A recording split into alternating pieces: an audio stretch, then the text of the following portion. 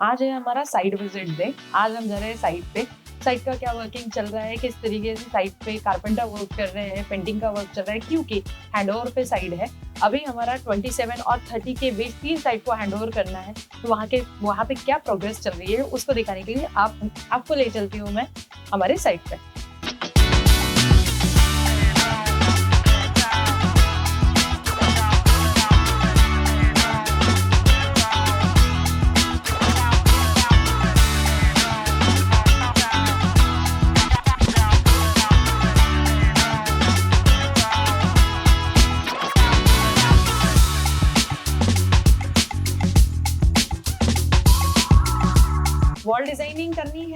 Wall designing करनी है और वो भी बहुत ही कम बजट में वर्किंग करना है। तो हमारे पास आपके लिए एक बहुत ही अच्छा सोल्यूशन है। आप देख सकते हो कि इस वॉल को हम लोगों ने डिजाइन जिस तरीके से किया है, आपको लग रहा होगा कि यहाँ पे MDF के रिलेटेड हमने कुछ वर्किंग किया है जिसका डिको वर्क होगा या कुछ होगा, क्योंकि ये एम्बॉसिंग दिख रहा है या कुछ शीट्स ऐसे लगाए हैं। तो नहीं, ये है पनिंग वर्क। पनिंग वर्क में हम किसी भी वॉल को बहुत अच्छी तरीके से हाईलाइट कर सकते हैं और इसे जब आप कलरिंग इफेक्ट में लेते हैं तो इसका इफेक्ट कम्प्लीटली डिको वॉल जैसे आता है। तो आप इस तरीके से बहुत ही कम बजट में अपने वॉल को डिजाइन कर सकते हो। अब हम आए हैं जयंती नगरी 7। यहाँ पे 17 और 7 और 9 फ्लोर पे मेरा वर्किंग चल रहा है। तो आए देखते हैं कि किस तरीके से वर्किंग चल रहा है। इनका हैंडओवर वर्किंग 27 को है, 30 तारीख का इनका इनॉग्रेशन है। तो अभी लास्ट मोमेंट पे क्या क्या चीजें चल रही है वो आके देखते हैं। नमस्कार। टेंशन येत आहे तुम्हाला? टेंशन येतं मला।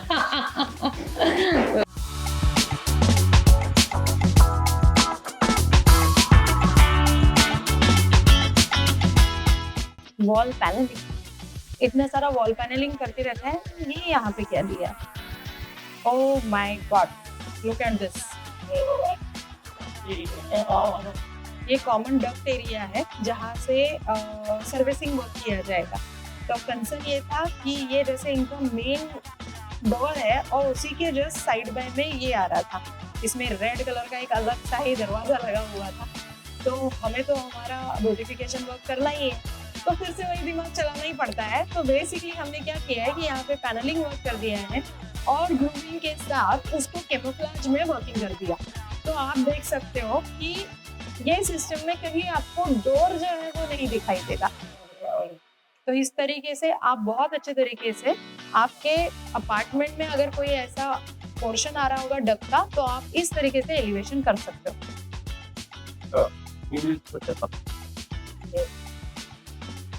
ये हॉल का एरिया है। यहाँ पे बैकवॉल डिजाइनिंग वर्किंग हमने किया हुआ है। आप देख सकते हो कि यहाँ पे पूरा फ्लेक्सी प्लाई दिया हुआ है, जहाँ पे आप वो पूरा कर्व देख रहे हैं। ये कर्व दिया है, ये फ्लेक्सी प्लाई में हम कर सकते हैं। और बाकी पूरा यहाँ पे सी पट्टी का वर्किंग किया और इस वॉल को टेक्सचर वर्क आने वाला है। यहाँ पे और हमारा सोफा का सेटिंग और बाकी सारी चीजें रहेगी। ये जो यहाँ पॉइंट्स दिए हैं, इस पे हमने बहुत ही सुंदर ऐसे क्लासिक वॉल लैम्प्स लाए हैं, जिस वॉल लैम्प को हम वर्किंग में लेंगे। और उसके बाद यहाँ पे ये पूरा टीवी यूनिट का पोर्शन है। अभी तो साइड हमें एक 4 से 5 दिन में हैंडओवर करनी है, तो पेंटिंग का वर्क चल रहा है, कारपेंटरी वर्क चल रहा है, इलेक्ट्रिशियन वर्क चल रहा है। तो बहुत सारी चीजें जो है वो जब हैंडओवर प्रोसीजर रहती है तो एक 5-6 दिन में हमें बहुत ज्यादा शेड्यूल हमारा टाइट रहता है और हमें वर्किंग करना पड़ता है। But end of the day जो फ्रूटफुल उसका एक सैंपल निकलता है वो बहुत ही अच्छा निकलता है। तो ये अभी हमारा मैक्सिमम वर्क यहाँ पे हो गया है। Near about 90% work is completed. 10% work जो फिनिशिंग वर्क है वो बचा है, वो भी हमारा एक 5-6 दिन में वर्किंग हो जाएगा। ये जो वॉल आपको दिख रही है अभी, इस वॉल पे हम फिर से डेकोरेटिव वर्क करने वाले हैं, तो वो भी मैं आपको दिखाऊंगी। एक 3-4 दिनों में आपका इसका इफेक्ट जो है वो पता चल जाएगा।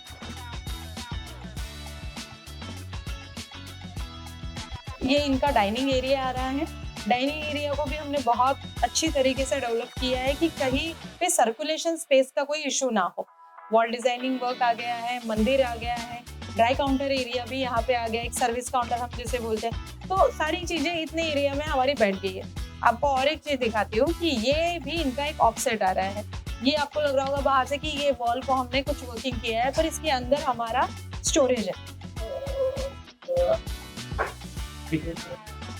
तो हमने इस तरीके से इसको वर्किंग किया है ताकि ये कैमोफ्लेज सिस्टम में इसका वर्क दिखे, ताकि ये पोर्शन भी हमारा यूटिलाइज हो जाए किसी स्टोरेज के पर्पज। यहाँ पे आप देख सकते हैं ये पूरा मॉड्यूलर किचन का वर्किंग किया हुआ है। मॉड्यूलर किचन में हमने इस पोर्शन में ग्लास वर्क दिया है, it is a टफन on glass. तो ग्लास वर्क यहाँ पे आ जाने के बाद इस किचन का लुक भी बहुत प्रीमियम होने वाला है। यहाँ पे हमने एक्रेलिक के साथ ऊपर के जितने भी हमारे शटर्स है वो फ्लोटेड एक्रेलिक में दिए हैं, तो काफी अच्छा एक लुक क्रिएट हो रहा है। और सारे हैंडल लेस ड्रॉवर्स यहाँ पे वर्किंग किए हैं, तो आपको विदाउट हैंडल स्लिम एक लुक आना चाहिए, उसके अकॉर्डिंग आप देख सकते हो। ऊपर के जो लॉफ्ट है वो भी हमने यहाँ पे स्लिमलेस में ही वर्किंग किया हुआ है, कहीं पे आपको हैंडल दिखेगा नहीं, उसी अकॉर्डिंग सारे वर्किंग किए हुए हैं।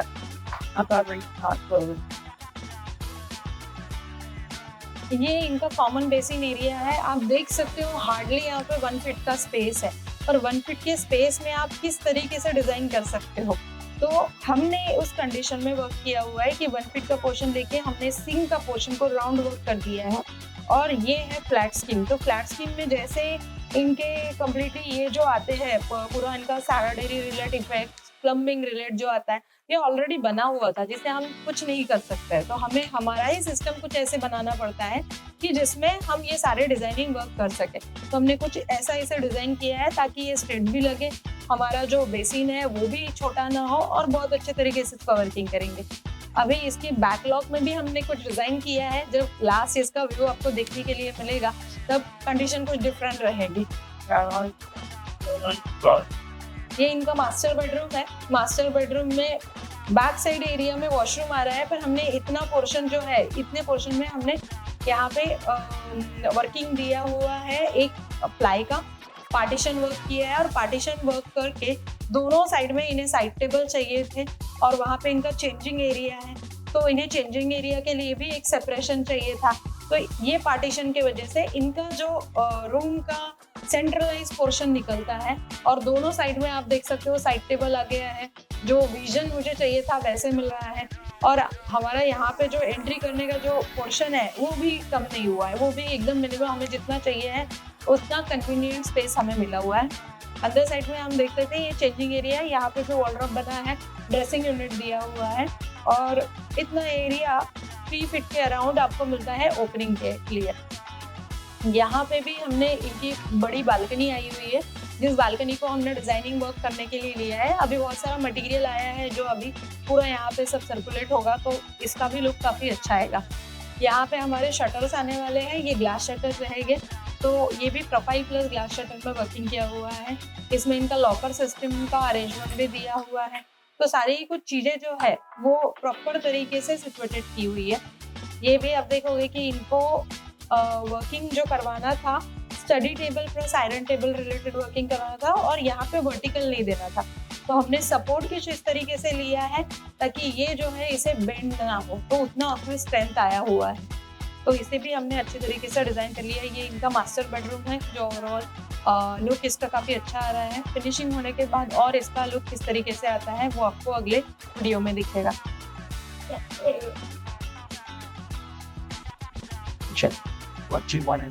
ये किड्स रूम है। किड्स रूम में आप देख सकते हो कि वर्किंग चल रहा है। ये जो बेड हमने बनाया है ये स्टैंड अलोन बेड है। इस बेड के नीचे साइड से लाइट इफेक्ट है, ये पूरा हैंगिंग बेस में हमने दिया है। अभी आपको इस पे वर्किंग किया हुआ है तो आपको दिखेगा नहीं वैसे, पर ये देखिए ये स्टैंड अलोन में दिया हुआ है। तो इसमें नीचे साइड से ना पूरा जब लाइट इफेक्ट लगेगा तब ये बेड लगेगा कि जस्ट लाइक अ हैंगिंग बेस बेड दिखेगा। उसके नीचे जो सपोर्ट दिए है वो हमें इसमें दिखने वाले नहीं है, वैसा ही उसका वर्क किया। ये इनका वॉर्डरोब है और इसे अटैच वॉशरूम भी दिया है, पर आप समझ ही नहीं पा रहे हो कि इसका वॉशरूम का डोर क्या है। इसमें वॉशरूम का डोर है जो अभी आपको देखने के लिए मिलेगा। ये आप देख सकते हो यहाँ पे, अभी इसके हैंडल्स लगे नहीं है।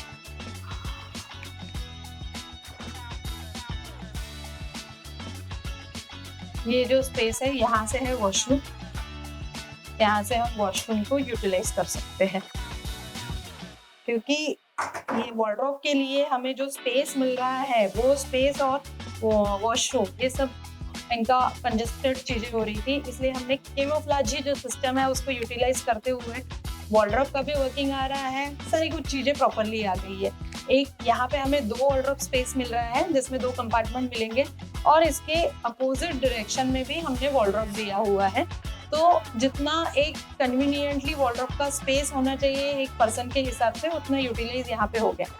यहाँ पे स्टडी टेबल का वर्किंग किया है। स्टडी टेबल के साथ हमने यहाँ डिको वर्क दे रहे हैं।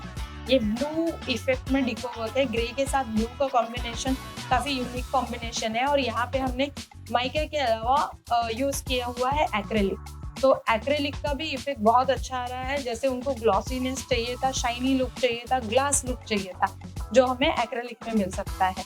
यहाँ की जो कुशनिंग है वो भी ब्लू में आएगी और बाकी पूरा रूम लाइट ग्रे में जा रहा है। तो काफी अच्छा एक डिसेंट और साथ ही साथ थोड़ा कलर इफेक्ट जो हम ब्लू का दे रहे हैं, it is on a minimalistic base, तो उसका इफेक्ट बहुत अच्छा आएगा।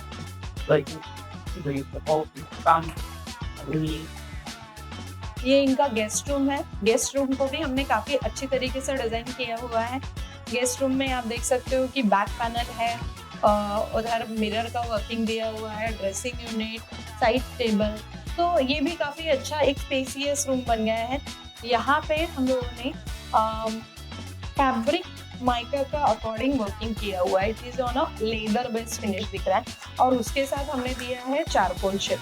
तो लुक वाइज इसका भी जो ग्रीन और इफेक्ट था, ग्रीन ग्रे एंड व्हाइट का इफेक्ट, उसके अकॉर्डिंग रूम को डिजाइन किया हुआ है। तो आप देख सकते हो कि रूम काफी अच्छा लग रहा है, स्पेसियस लग रहा है, जगह भी काफी अच्छी है, मूवमेंट स्पेस अच्छी है, सर्कुलेशन स्पेस अच्छी है।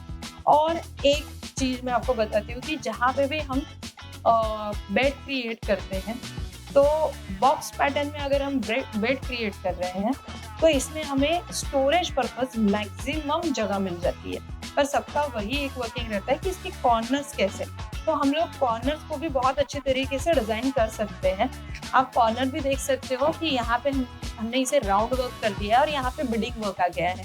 बिडिंग वर्क जो आया है उस बिडिंग को अब हम लोग सेम हमारा जो ग्रीनिश लैमिनेट गया है that is on a leather finish work में, उसे हम वर्किंग कर देंगे तो वो सेम मैच भी हो जाएगा और हमें वो कॉर्नर जो है जो हमेशा जाते आते टकराते हैं, हम लगते हैं, तो वो चीजें नहीं होगी।